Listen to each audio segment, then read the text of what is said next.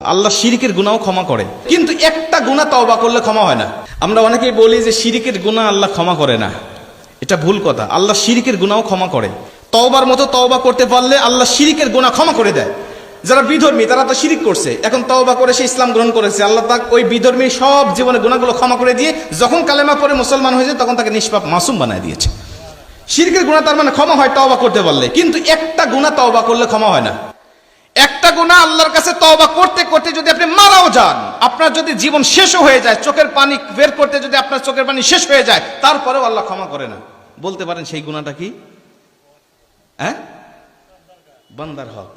বান্দার হক আপনি নষ্ট করবেন আর আল্লাহর কাছে তওবা করবেন, আল্লাহ বলে না আমার এখতিয়ার নাই তোমাকে ক্ষমা করার জন্য।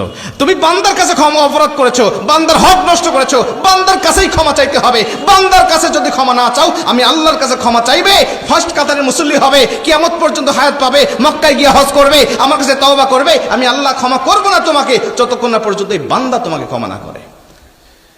এই রোগের রোগী আমরা অনেক মানুষ হয়ে দাঁড়িয়ে আছি। অনেক মানুষ এই আলোচনা করতে গেলে আমরা ধরা খেয়ে যাই। অনেক মানুষ